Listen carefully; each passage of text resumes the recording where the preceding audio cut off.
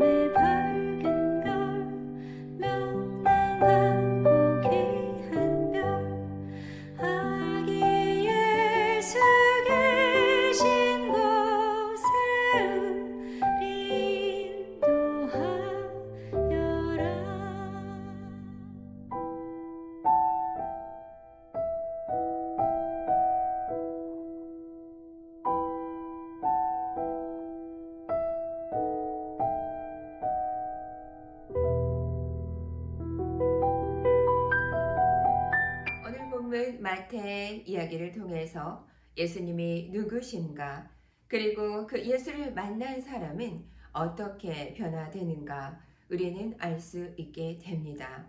질문할 수 있습니다. 누가 예수님을 찾았는가? 그리고 그들은 어떻게 예수님을 알아보았는가? 마지막으로 예수님을 만난 후에 그들은 어떻게 살아갔는가라고 오늘 본문 말씀을 통해서 우리는 질문할 수 있습니다. 1절은 이렇게 시작합니다. 동방으로부터 박사들이 예루살렘에 이르니. 여러분, 동방 박사들, 그들은 유대인이 아니라는 것을 우리는 알고 있습니다. 율법을 아는 제사장도 아니었죠. 성전 중심의 신앙인도 아니었다는 것입니다. 그들은 이방인이었지요. 성경을 완전하게 알지 못했던 사람들이라는 것입니다. 그러나 그들은 하늘의 징조에 아주 민감했던 사람들이었습니다.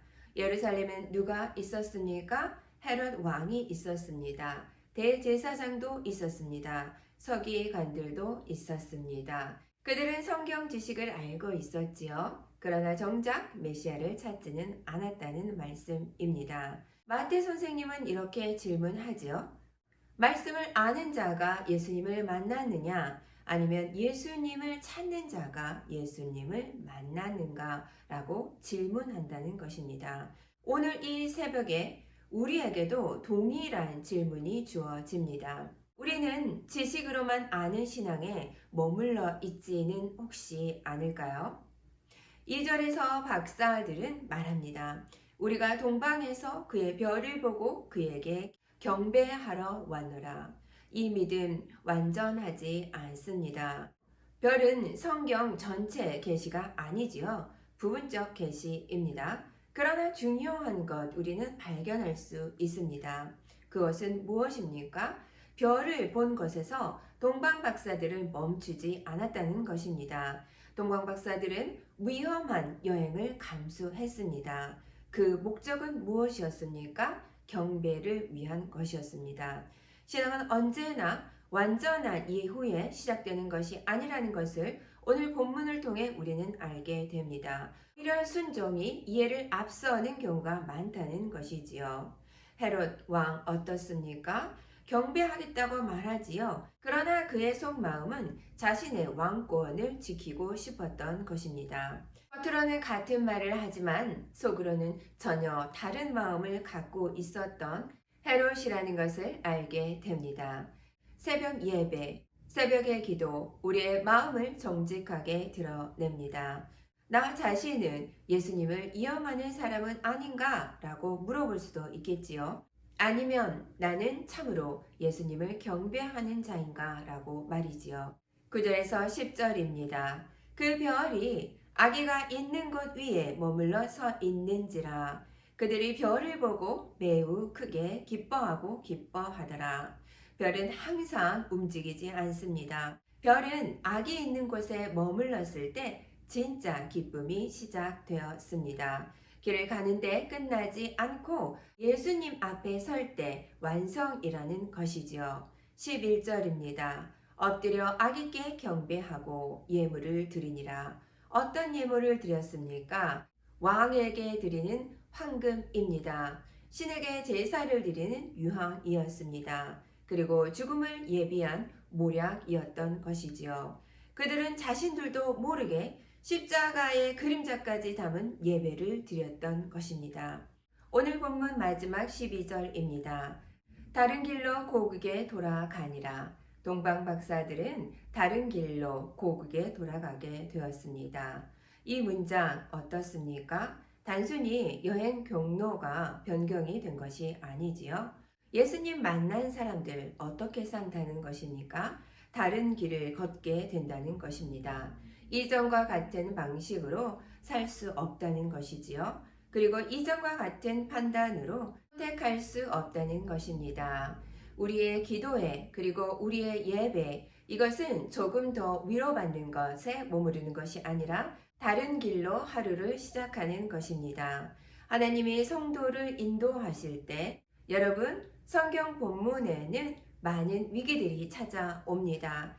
혹시 현재 위기와 고통이 있으신가요? 왜 하나님이 작은 위기와 고통이 오게 하실까요? 큰 위기와 고통을 막아주시기 위함이 아닐까요? 여러분, 우리의 인생길에 시련은 친구처럼 다가오지 않습니까? 더욱 큰 깨달음과 천국 상급을 주시기 위함은 아닐까요? 그러므로 여러분, 힘들어도 하나님이 합력해 선을 이루시는 것을 믿고 늘 말씀을 앞세워 살아가야 할 것입니다. 마리아가 자신의 처녀 잉태에 관한 가브리엘의 천사의 소식을 듣고 극한 시련과 수치가 예상되었지요. 그러나 결국 마리아는 말씀대로 내게 이루어지이다 라고 했습니다. 성모 마리아로 높임받게 되었다는 말씀이지요. 말씀대로 살려는 각오, 그것은 인생을 높여주는 강력한 힘이 됩니다. 하나님이 성도를 인도하실 때 본문의 경우처럼 꿈이나 천사를 통해 인도하실 때도 있지요. 그러나 꿈이나 천사의 인도만 추구하지 말아야 할 것입니다. 하나님은 말씀으로 인도하시기에 늘 주야로 말씀을 묵상하며 살아가는 사랑하는 하늘소망교회 성도 여러분 모두와 저 되기를 간절히 소망합니다. 말씀 소망은 하나님의 약속과 목적을 생각하고 말씀대로 순종하게 하는 청매와 같은 것이지요.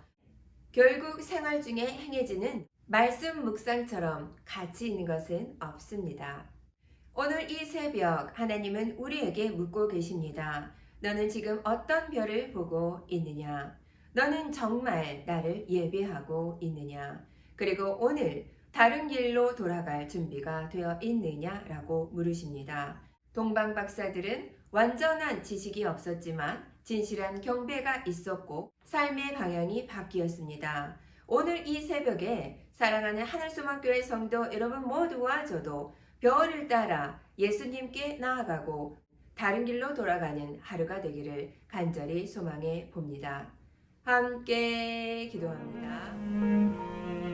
사랑과 은혜가 충만하신 하나님 아버지 감사합니다.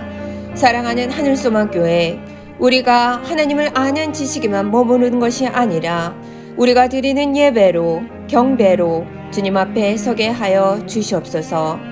오늘 이 귀한 하루 예수님을 만난 사람답게 다른 길로 걷게 하여 주시옵소서.